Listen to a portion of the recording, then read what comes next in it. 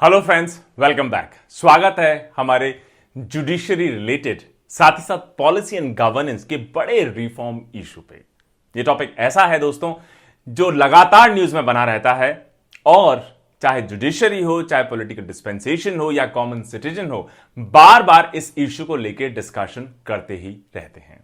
आज हम बात करेंगे जुडिशियल रिफॉर्म्स की। आज हम बात करेंगे कि इंडियन जुडिशरी जो है या हमारी जो पूरी जुडिशियल प्रोसेस है, न्यायिक प्रक्रिया है, वो किस तरीके से पूरी तरह जाम हो चुकी है, क्लॉग्ड हो चुकी है और क्या किया जा सकता है इस इशू को रिजॉल्व करने के लिए। दोस्तों, जुडिशियल रिफॉर्म्स पे हम पहले भी बड़ा डिटेल लेक्चर डिलीवर कर चुके हैं कि क्या इशू है, क्या क्या हम मेजर्स ले सकते हैं जुडिशियल रिफॉर्म्स को इंप्लीमेंट करवाने के लिए, ताकि इतना बड़ा पहाड़, इतना बड़ा बैकलॉग, इतनी बड़ी जो पेंडेंसी है जुडिशियल केसेस की, उसको रिजॉल्व किया जा सके। दोस्तों, जो पहले का हमारा लेक्चर है जुडिशियल रिफॉर्म्स पे, उसको आप इस लेक्चर के एंड में जो लिंक है उसको क्लिक करके आप देख सकते हैं, ताकि आपके माइंड में जुडिशियल रिफॉर्म से रिलेटेड पूरी पिक्चर एकदम क्रिस्टल क्लियर हो जाए। आज का जो लेक्चर है दोस्तों, वो एक स्पेसिफिक इशू को कहीं ज्यादा एम्फसाइज करता हुआ दिखाई देगा कि एक बड़ा इशू है हमारे यहां पेंडेंसी ऑफ जुडिशियल ऑफिसर्स। मतलब जो सैंक्शन स्ट्रेंथ है, मतलब जितने जजेस होने चाहिए डिफरेंट लेवल्स पे, वो अभी पूरी तरह फुल नहीं है, अपॉइंटेड नहीं है। काफी सारी वेकेंसीज अभी भी बची हुई हैं, जिसको एक बड़ा रीजन माना जाता है ये जो जुडिशियल केसेस की पेंडेंसी है। इसकी जो बढ़त हम लगातार देख रहे हैं पिछले 2 साल में, रफली 27-28% का इंक्रीज जो हमने देखा है, उसमें कंट्रीब्यूट करने के डायरेक्शन में। दोस्तों, किसी भी लेक्चर, किसी भी वीडियो के लिए आप डिस्क्रिप्शन सेक्शन में जाएंगे, पहला लिंक इंग्लिश, दूसरा हिंदी, और आप हमारा टेलीग्राम चैनल भी ज्वाइन कर सकते हैं। सबसे पहले टॉपिक न्यूज में क्यों बना रहा, जुडिशियल सिस्टम इंडिया का। जब भी आपके माइंड में आता है कोर्ट, आप जब इमेजिन करते हैं तो सबसे पहली चीज क्या आती है? जैसे मैं एसडीएम चकिया का कोर्ट रन करता हूं, या मैं एज एफएसओ मतलब मेरा फॉरेस्ट कोर्ट रन करता हूं, और जब भी किसी को कोर्ट आना पड़े या किसी को सजेस्ट करना पड़े कि आप कोर्ट चले जाइए, तो लोग कहते हैं सर प्लीज कोर्ट मत भेजिए, क्योंकि कोर्ट में जाने का मतलब है अगले 10 साल, 20 साल, 30 साल तक मैं सिर्फ वहां पर हो सकता है अपनी चप्पलें ही घिसता रह जाऊं। यह है इंडियन जुडिशरी की अभी तक की ओवरऑल पिक्चर। किसी भी लेवल ऑफ कोर्ट को देख लीजिए और एक एक करके जो डिफरेंट लेवल्स ऑफ जुडिशरी हैं, कोर्ट्स हैं, उनकी जो पेंडेंसी है, उनकी जो सेक्शन स्ट्रेंथ है, क्या इश्यूज है, उनको अभी हम थोड़ी देर में आपके साथ डिटेल में डिस्कस करेंगे। लेकिन ओवरऑल पिक्चर है कि इंडियन जुडिशरी, ये जो जुडिशियल सिस्टम है इंडिया का, वो अभी ट्रिमेंडस प्रेशर के अंडर है। अगर मई 2022 का आप डेटा देख लें तो टोटल कितने कोर्ट केसेस पेंडिंग होंगे अलग अलग लेवल्स ऑफ जुडिशरी पे, जिसमें डिस्ट्रिक्ट कोर्ट्स भी हैं, जिसमें हाई कोर्ट्स भी हैं, जिसमें honourable supreme court of India भी हैं। 4.7 करोड़ कोर्ट केसेस, जो मुझे लगता है वर्ल्ड में हाईएस्ट पेंडेंसी होगी across different levels of judiciary. और इस 4.7 करोड़ कोर्ट केसेस में से सबसे ज्यादा 87.4% केसेस पेंडिंग है सबऑर्डिनेट कोर्ट्स में, मतलब जो डिस्ट्रिक्ट लेवल के कोर्ट्स होते हैं, सेशंस कोर्ट्स हो सकते हैं, सीनियर डिवीजन कोर्ट्स हो सकते हैं। और उसके बाद कितने हाई कोर्ट्स हैं इंडिया में? 25 हाई कोर्ट्स, 25 हाई कोर्ट्स, उसमें 12.4% की पेंडेंसी।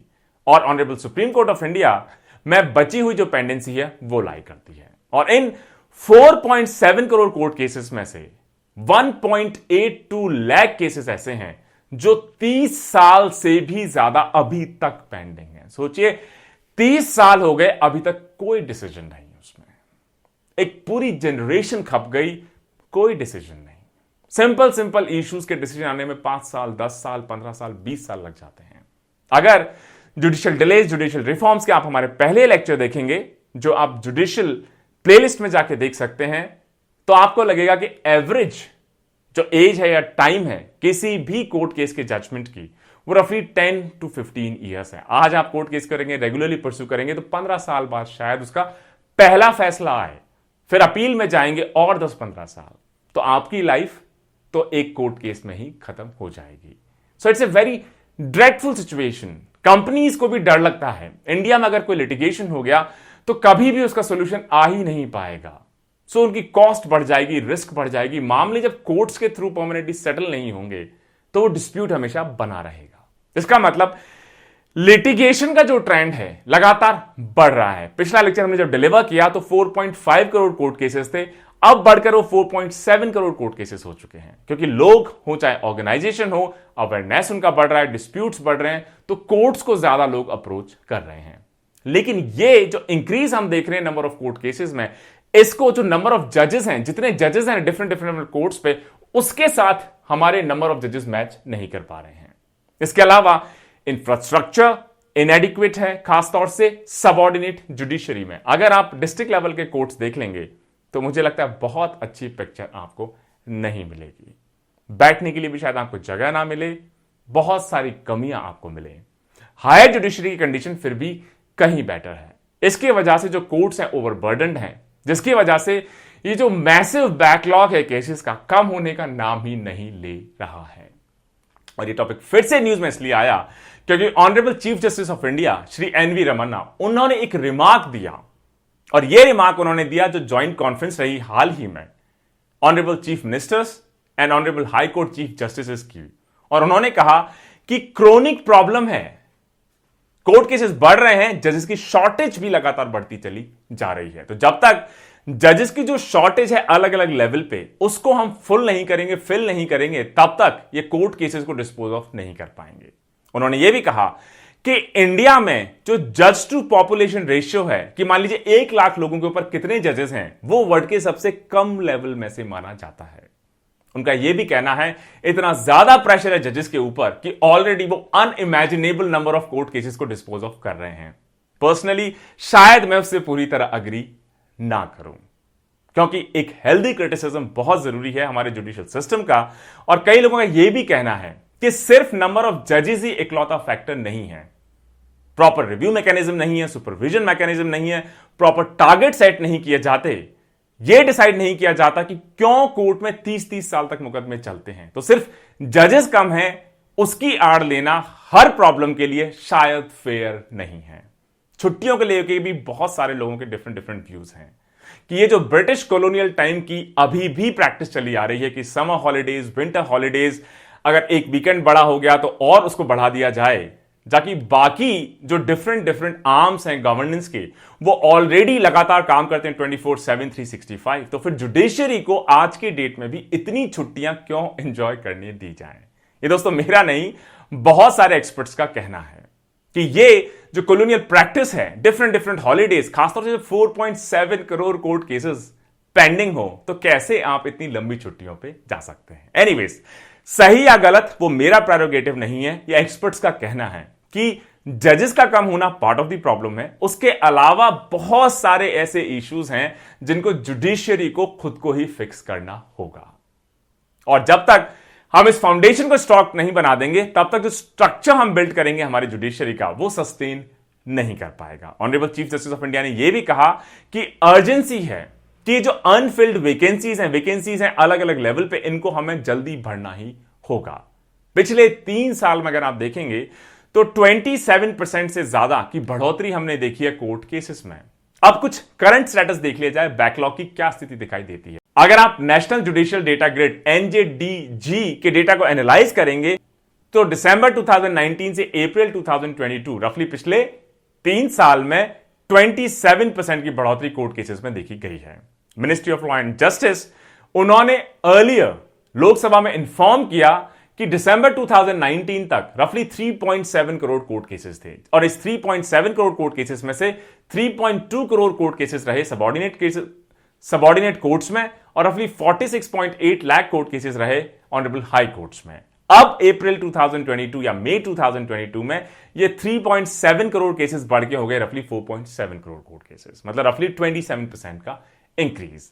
इसके अलावा पैंडेमिक की वजह से जो डिस्ट्रप्शंस रहे, कोर्ट्स बंद रहे, उसके बाद ऑनलाइन हियरिंग स्टार्ट हुई, इतने ज्यादा हियरिंग्स हो नहीं पाए, उसकी वजह से भी, क्योंकि रेगुलर डिस्पोजल नहीं हो पाया कोर्ट केसेस का, तो कोर्ट्स और ज्यादा क्लॉग्ड हो गए। इंडियन जुडिशियल सिस्टम जो पहले से ही इतना ओवरबर्डन्ड है, या इसकी पेंडेंसी इतनी हाई थी, वो पेंडेंसी और बढ़ती हुई दिखाई दी। और जब कोर्ट्स को सबसे पहले डिजिटाइज किया जाने लगा, तो एक टाइम ऐसा आया कि कोर्ट केसेस फटाफट डिस्पोज होने लगे।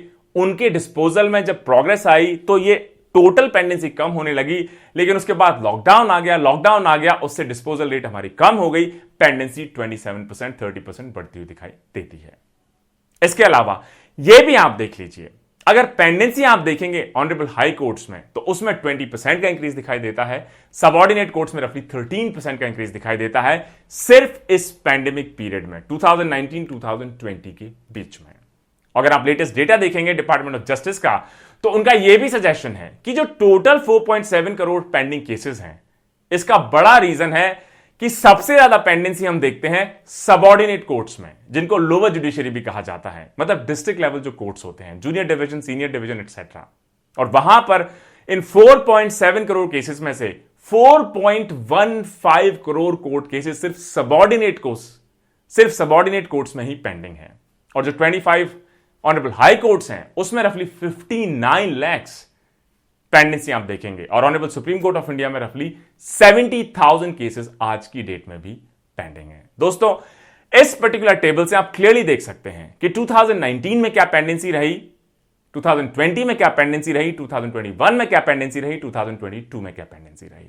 और क्लियरली चाहे ऑनरेबल सुप्रीम कोर्ट हो, ऑनरेबल हाई कोर्ट्स हो, डिस्ट्रिक्ट और सबऑर्डिनेट कोर्ट्स हो, सभी में रफली 20 से 30% की हमको इंक्रीज दिखाई देती है पेंडेंसी ऑफ केसेस की, अगर हम मई 2022 को कंपेयर करेंगे 2019 की पेंडेंसी से। अब अलग अलग लेवल पे क्या पेंडेंसी है उसको थोड़ा समझने की कोशिश करते हैं। सबसे पहले शुरुआत करते हैं सबसे लोअर लेवल ऑफ जुडिशरी, जिसको सबऑर्डिनेट कोर्ट्स भी कहा जाता है। और सबऑर्डिनेट कोर्ट्स का मतलब है डिस्ट्रिक्ट एंड लोअर कोर्ट्स। सबसे ज्यादा बैकलॉग 4.15 करोड़ केसेस की पेंडेंसी, इसमें 3.06 जो करोड़ केसेस हैं वो क्रिमिनल नेचर के हैं, और 1.08 जो करोड़ केसेस हैं वो सिविल केसेस हैं। और ये हम सभी को मिलता है डिपार्टमेंट ऑफ जस्टिस के डेटा से। इसके अलावा 30 ईयर से ज्यादा रफली 1.1 लाख केसेस हैं जो आज भी डिस्ट्रिक्ट और लोअर कोर्ट्स में पेंडिंग है। मतलब पहला जो स्टेज है डिसीजन का वो आज तक भी 30 साल के बाद भी हमको लोअर जुडिशरी से नहीं मिल पाया है। ऑनरेबल हाई कोर्ट्स की पोजीशन देखें तो वहां पर 59 लाख केसेस की पेंडेंसी दिखाई देती है हमारे जो 25 ऑनरेबल हाई कोर्ट्स हैं अक्रॉस द कंट्री, जिसमें ऐसा लगता है कि इस 59 लाख पेंडेंसी में से 42 लाख जो केसेस हैं वो सिविल केसेस हैं, 72,000 केसेस ऐसे हैं ऑनरेबल हाई कोर्ट्स में जो 30 साल से भी ज्यादा अभी भी पेंडिंग है। Dire situation, sad situation. Honourable supreme court जो पेंडेंसी है रफली 70,000 की है मई 2, 2022 में। अब इस चीज को देखा जाए कि जो पेंडेंसी रही ये रफली 3 करोड़ के आसपास रही 2019 में, और ये डेटा आपको मिलता है इकोनॉमिक सर्वे 2018-19 से। और उस वक्त सेंट्रल गवर्नमेंट ने यह भी कहा कि जो पेंडेंसी है रफली 3 करोड़ के आसपास की, अगर सारी पोजीशंस को सबऑर्डिनेट कोर्ट्स में फिल कर दिया जाए तो अगले 5 साल में अपनी फुल सैंक्शन स्ट्रेंथ के साथ इन सारे केसेस को डिस्पोज ऑफ किया जा सकता है। इस प्रोसेस को और स्पीड अप करने के लिए सेंटर ने कई सारे ट्राइब्यूनल्स एस्टैब्लिश किए, स्पेशल कोर्ट एस्टैब्लिश किए ताकि इस पेंडेंसी को कम किया जा सके, और अलग अलग टाइप के फोरम्स भी एस्टैब्लिश किए गए। लेकिन बहुत सिचुएशन हमें सुधरती हुई दिखाई नहीं देती। लोकसभा में honourable minister of state, ministry of corporate affairs Shri Rao Inderjit Singh ने कहा कि ट्राइब्यूनल्स में अब यह पेंडेंसी बढ़ के 21,000 से ज्यादा हो चुकी है। सिमिलरली जो फास्ट ट्रैक कोर्ट्स या एफटीसी स्टैब्लिश किए गए ताकि लॉन्ग पेंडिंग केसेस को जल्दी से डिस्पोज ऑफ कर सकें, उसमें सितंबर 2021 में कितनी पेंडेंसी होगी? 10 लाख से भी ज्यादा। और इंडिया में अभी रफली 900 से ज्यादा फास्ट ट्रैक कोर्ट स्टैब्लिश्ड हैं। मतलब जो फास्ट ट्रैक कोर्ट्स की एक्सपेक्टेशन थी कि जल्दी जल्दी इनका डिस्पोजल होगा, वो भी हम अचीव नहीं कर पाए हैं। उसमें भी 10 लाख से ज्यादा की पेंडेंसी आज की तारीख में है। और इन फास्ट ट्रैक कोर्ट्स में सबसे ज्यादा पेंडेंसी है स्टेट ऑफ उत्तर प्रदेश में, कि इन 10 लाख में से रफली 6.28 लाख जो केसेस हैं सिर्फ यूपी में ही पेंडिंग है, क्योंकि यूपी बहुत बड़ा स्टेट है, 75 डिस्ट्रिक्ट्स हैं, रफली 25 करोड़ पॉपुलेशन है, तो जाहिर सी बात है कि केसेस भी यहां पर ज्यादा होंगे ही। दोस्तों, अगली कुछ टेबल में आप क्लियरली देख पाएंगे सबसे पहले लोअर कोर्ट्स की क्या पोजीशन है, कि ऐसे कितने केसेस हैं, क्या वो परसेंटेज ऑफ केसेस है, चाहे वो सिविल हो, क्रिमिनल हो, टोटल हो, जो 0 से 1 साल के बीच में जिनकी पेंडेंसी है, फिर 1 to 3 इयर्स के बीच में जो पेंडिंग है, फिर 3 to 5 years, 5 to 10 years, 10 to 20 years, 20 to 30 years and above 30 years. तो आप देखेंगे चाहे सिविल हो चाहे क्रिमिनल हो, उसमें 0 to 1 इयर्स 30% के आसपास केसेस हैं जो अभी दर्ज शायद जल्द ही हुए होंगे। 1 to 3 इयर्स के बीच में जो पेंडेंसी है अगेन 25, 27, 26% के आसपास। 3 to 5 इयर्स रफली 18, 17% के आसपास। 5 to 10 इयर्स मतलब जो 5 से 10 साल से अभी भी कोई डिसीजन नहीं आया लोअर कोर्ट्स में, वो भी रफली 17 to 18% के आसपास। और 10 to 20 इयर्स में रफली 5, 6, 7, 8% के आसपास। 20 to 30 इयर्स रफली 1.2% के आसपास। और 30 इयर्स से ज्यादा रफली 0.3, 0.2, 0.27% के आसपास। मतलब बहुत सारे ऐसे केसेस हैं जो 3 साल से 5 साल से 10 साल से पुराने हैं, अभी तक लोअर कोर्ट्स में डिसीजन उनका नहीं आ पाया है। सिमिलरली अगर आप ऑनरेबल हाई कोर्ट्स का डेटा देखें, सिमिलर डेटा सिविल केसेस का, क्रिमिनल केसेस का टोटल, तो 0 से 1 इयर्स रफली 16, 18, ओवरऑल 18.16% के आसपास। 1 to 3 इयर्स रफली 19% के आसपास। 3 to 5 इयर्स रफली 17% के आसपास। 5 to 10 इयर्स रफली 22% के आसपास। मतलब ऑनरेबल हाई कोर्ट्स में सबसे ज्यादा पेंडेंसी अगर किसी पर्टिकुलर सेगमेंट में है तो 5 से 10 साल। अगर आप हाई कोर्ट चले गए तो हो सकता है रफली 22% केसेस में 5 से 10 साल आपको लग जाए आपका डिसीजन आने से पहले। सिमिलरली 10 to 20 इयर्स के ब्रैकेट में 18% के आसपास। 20 to 30 इयर्स के ब्रैकेट में 3.2% के आसपास। और 30 इयर्स से ज्यादा रफली 1.22% के आसपास। अब आप सोच रहे होंगे प्रॉब्लम क्या है? तो दोस्तों हमने जो पहले लेक्चर्स डिलीवर किए उसमें और ज्यादा आपको पिक्चर क्लियर हो जाएगी, आप उन लिंक्स पे क्लिक करेंगे तो।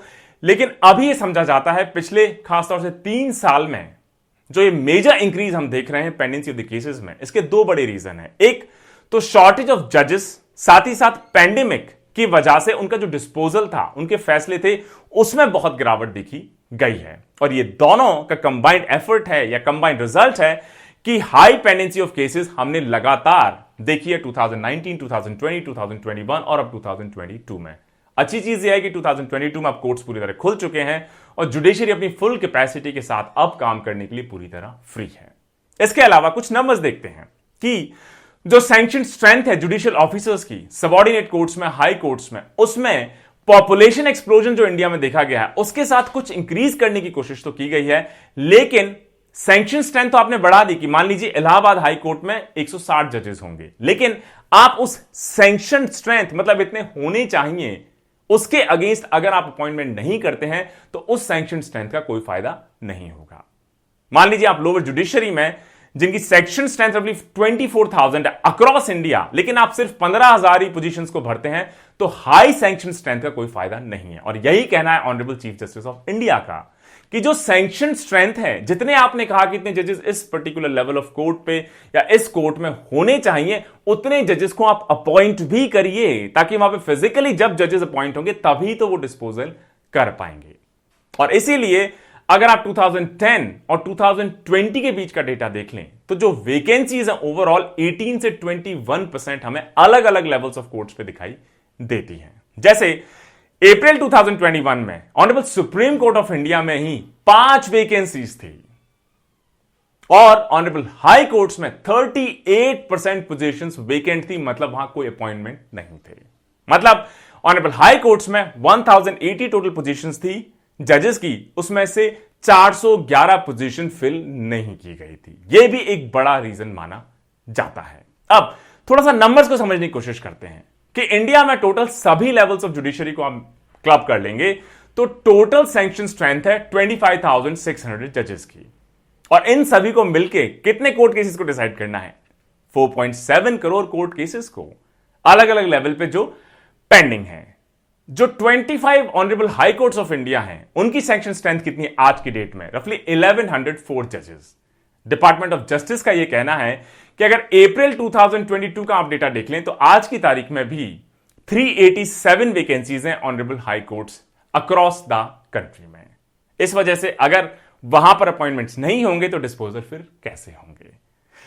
यह भी कहना है कि इसका मतलब अगर 1104 जजेस की सैंक्शन स्ट्रेंथ है ऑनरेबल हाई कोर्ट्स की, जिसमें से 387 वेकेंसीज हैं, तो एक्चुअली अपॉइंटेड कितने जजेस हैं हायर जुडिशरी में? 717, मतलब 717 जजेस। और इन 717 जजेस को मिलकर कितने कोर्ट केसेस को डिस्पोज ऑफ करना है? 59 लाख केसेस को। मतलब एक जज को रफली 8,200 केसेस को डिस्पोज ऑफ करना होगा, जो इनह्यूमन है, इम्प्रैक्टिकल है, इम्पॉसिबल है, अनअचीवेबल है। इसका मतलब हमें सैंक्शन स्ट्रेंथ को तो बढ़ाना होगा, लेकिन इससे पहले हम सैंक्शन स्ट्रेंथ को बढ़ाएं, जो सैंक्शन स्ट्रेंथ है कम से कम उसको ही पूरी तरह फिल कर लें, चाहे वो सबऑर्डिनेट जुडिशरी हो, हायर जुडिशरी हो। दोस्तों, इस टेबल के थ्रू आप देख पाएंगे डिफरेंट जो हाई कोर्ट्स हैं उसमें कितनी सैंक्शन स्ट्रेंथ है, कितनी वर्किंग स्ट्रेंथ है और कितनी अभी भी वैकेंसीज हैं। सबसे ज्यादा वैकेंसीज आप देखेंगे honourable high court of Allahabad, उसमें आप वैकेंसीज देखेंगे honourable high court of Andhra Pradesh, similarly Bombay, Calcutta, Chhattisgarh, Delhi, etcetera etcetera etcetera. तो इस लिस्ट को कौन लीड करता है वैकेंसीज की? Honourable high court of Allahabad, मतलब यूपी के ऑनरेबल हाई कोर्ट, जिसमें जो सैंक्शन स्ट्रेंथ है 160 जजेस की, उसमें अभी भी 66 वैकेंसीज हैं। और इसके बाद बॉम्बे हाई कोर्ट आप देख लीजिए, Punjab and Haryana high court देख लीजिए, वहां पर 37 और 36 वैकेंसीज हैं। सबऑर्डिनेट कोर्ट्स में सिचुएशन और भी ज्यादा खराब या ग्रिम दिखाई देती है, क्योंकि वहां पे जजेस की तो कमी है ही है, जजेस के अलावा बेसिक इंफ्रास्ट्रक्चर भी बड़ा कंसर्न है सबऑर्डिनेट या लोअर कोर्ट्स में। जैसे आज की डेट में 5000 से भी ज्यादा वैकेंसीज हैं सबऑर्डिनेट कोर्ट्स में, और सबऑर्डिनेट कोर्ट्स की टोटल सैंक्शन स्ट्रेंथ है 24,490 अक्रॉस इंडिया। मतलब रफली 20% के आसपास जो सीट्स हैं सबऑर्डिनेट कोर्ट्स में वो आज भी खाली हैं, उनको नहीं भरा गया है। इसीलिए जो ये 4.15 करोड़ कोर्ट केसेस पेंडिंग हैं लोअर कोर्ट्स में, जब तक हम जुडिशियरी की पोजीशंस को फिल नहीं करेंगे कैसे डिस्पोजल हो पाएगा। अच्छी न्यूज यह है कि शायद एक लंबे टाइम के बाद honourable supreme court of India की जो टोटल सैंक्शन स्ट्रेंथ है, कितनी sanction strength honourable supreme court of India की? 34 जजेस की, वो पूरी तरह अभी फुल है। मतलब 34 के 34 जजेस honourable supreme court of India में आज की डेट में अपॉइंटेड हैं। इसका मतलब ऑनरेबल हाई कोर्ट्स, ऑनरेबल जो हमारे सबऑर्डिनेट कोर्ट्स हैं, वहां पर हमें और ज्यादा फोकस देना होगा। और इस कॉन्फ्रेंस में यह भी बात निकल के आई कि हमें जो एक्सेस टू जस्टिस है, न्याय लोगों को मिल सके, वो तभी मिल पाएगा जब ये जुडिशियल वैकेंसीज को हम फिल करेंगे। और आज अगर आप जस्ट टू पॉपुलेशन रेशियो देखेंगे इंडिया की, तो वर्ल्ड की सबसे खराब सिचुएशंस में से आपको दिखाई देगी। आज हमारे कंट्री की जो 1 लाख की पॉपुलेशन है उस पर सिर्फ 20 ही जजेस हैं।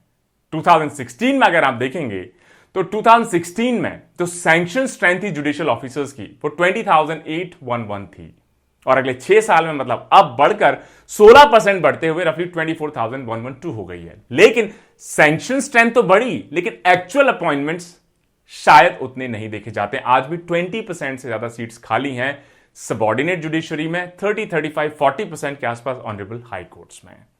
इसका मतलब इस करस्पॉन्डिंग पीरियड, मतलब 2016 से 2022 के बीच में डिस्ट्रिक्ट कोर्ट्स में 2016 में सिर्फ 2.65 करोड़ कोर्ट केसेस ही थे, वो अब बढ़ के रफली 4.15 करोड़ कोर्ट केसेस हो गए हैं। मतलब पिछले 6 साल में 55% की बढ़ोतरी देखी गई है लोअर कोर्ट्स में जो केसेस हैं उनमें। लेकिन सैंक्शन स्ट्रेंथ कितनी बढ़ाई हमने? सिर्फ 16%, जिसमें भी हमने अभी तक फुल अपॉइंटमेंट अलग अलग स्टेट्स में नहीं कर पाए हैं। तो मतलब आपके कोर्ट केसेस, आपने जो जजेस बढ़ाए उनके एवज में 3 गुना से ज्यादा की बढ़ोतरी देखी जा रही है। अच्छी न्यूज यह है कि यह जो एक बड़ा इंपॉर्टेंट कंटेंशियस इश्यू है, इसके बारे में फाइनली कलेक्टिवली, चाहे सेंट्रल गवर्नमेंट हो, स्टेट गवर्नमेंट्स हो, ऑनरेबल हमारे चीफ मिनिस्टर्स हो, चीफ जस्टिस हो, एक फोरम पे आके कम से कम इसके बारे में डिस्कस करने के लिए तैयार हुए हैं। तो कहीं ना कहीं से कोई ना कोई सोल्यूशन तो निकलेगा। एक लास्ट एस्पेक्ट, इसका एक और बड़ा नेगेटिव इंपैक्ट होता है कि जब डिसीजंस नहीं आते हैं, केसेस पेंडिंग रह जाते हैं डिफरेंट कोर्ट्स में, सबसे बड़ा फर्क पड़ता है उसका अंडर ट्रायल्स पे। मतलब ऐसे लोग जिनको फाइनली दोषी अभी नहीं ठहराया गया है, जिनका मुकदमा ही चल रहा है, लेकिन क्योंकि मुकदमे का डिसीजन फाइनल नहीं आया है, अभी इनको जेल में ही बंद रहना पड़ रहा है। तो अगर आज इंडिया की जेल का आप एक ओवरऑल सर्वे करेंगे, और इंडिया में रफली 1300 से भी ज्यादा जेल हैं, तो जितने भी लोग आपको जेलों में बंद पाए, अगर आप एनसीआरबी डेटा देखेंगे, मतलब नेशनल क्राइम रिकॉर्ड्स ब्यूरो का प्रेजेंट स्टैटिस्टिक्स 2022, तो उसके हिसाब से जितने भी कैदी हैं जेलों में, उसमें से 76%, मतलब 3/4 से भी ज्यादा सिर्फ अंडर ट्रायल्स हैं। ऐसे लोग हमारे जेलों में भरे हुए हैं जिनका गिल्ट या जिनका क्राइम अभी तक प्रूव नहीं हुआ है, सिर्फ कोर्ट में क्योंकि केस डिसाइड नहीं हुआ है, इस वजह से उनको जेलों में सड़ना पड़ रहा है। इंडिया में 1300 से भी ज्यादा प्रिजन्स हैं। उनका डेटा क्लियरली यह सजेस्ट करता है कि 3.7 लाख जो इनमेट्स हैं वो अंडर ट्रायल हैं। और 2020 में अगर आप कन्विक्शन देखें तो 1.12 लाख। इसका मतलब जितने लोग कन्विक्ट होते हैं उनसे 3 गुना से भी ज्यादा सिर्फ अभी तक, क्योंकि डिसीजन नहीं आया है कोर्ट्स में, अंडर ट्रायल्स के तौर पे हमारे जेलों में लोग बंद हैं। कहीं ना कहीं कंप्लीटली आयरॉनिकल है। सेंट्रल गवर्नमेंट का यह भी कहना है, जो मुझे लगता है एक फेयर आर्ग्यूमेंट है, कि डिस्पोजल ऑफ केसेस जुडिशरी का अपना डोमेन है। हम तो सिर्फ सीट्स पढ़ सकते हैं, लेकिन कितने जल्दी उन केसेस का डिसीजन आ रहा है इसके बारे में जुडिशरी को भी ध्यान देना होगा। आप सिर्फ दूसरों को ही हर चीज के लिए ब्लेम नहीं कर सकते, क्योंकि मैं भी एज एसडीएम जब कोर्ट चलाता हूं तो कितना जल्दी डिसीजन होगा वो सिर्फ पोजीशन फिल्ड या वैकेंसीज फिल्ड हैं जजेस की, उस पर डिपेंड नहीं करता। बहुत बार फ्रीक्वेंट एडजमेंट्स दे देते हैं, स्टे दे देते हैं, एडिक्वेट अरेंजमेंट्स नहीं है मॉनिटर करने के लिए कि क्यों 30 साल तक आप फैसला नहीं कर पा रहे हो, कैसे इनको ट्रैक किया जाए, कैसे हियरिंग्स को बंद किया जाए, केस मैनेजमेंट सिस्टम कैसे हो, छुट्टियों कैसे रैशनलाइज किया जाए, और भी बहुत सारे डिफरेंट एफिशिएंसी ड्रिवन मेजर्स हो सकते हैं जो जुडिशरी को खुद को ही लाने होंगे। हर बार सिर्फ जजेस की कमी है इस दुहाई को देना और कोर्ट केस का बढ़ते चले जाना कहीं ना कहीं आयरॉनिकल नहीं कहा जाए तो फिर और ऐसे क्या कहें। मुझे उम्मीद है दोस्तों इस हेल्दी डिस्कशन, कॉन्वर्सेशन, क्रिटिसिज्म के थ्रू कोई ना कोई रोबस्ट सोल्यूशन इसका central government, honourable judiciary of India के साथ साथ स्टेट्स मिलकर निकालें, ताकि आम आदमी की जो लाइफ है जिसमें 10 साल, 20 साल, 30 साल फीस देते रहना, उनकी प्रॉपर्टी के बाद बिक जाती है, मल्टीपल लेवल्स ऑफ लिटिगेशन, 20 साल बाद एक फैसला भी आ गया तो उसकी फिर अपील चलेगी 20 साल बाद, उसके बाद फिर उसकी 20-30 साल बाद अपील चलेगी, 50, 60, 70, कईयों की डेथ भी हो जाती है एज अंडर ट्रायल्स। ये सिचुएशन ना हो, ये सिचुएशन बेटर हो, ऐसी उम्मीद मैं करता हूं। Stay tuned. जय हिंद, जय भारत।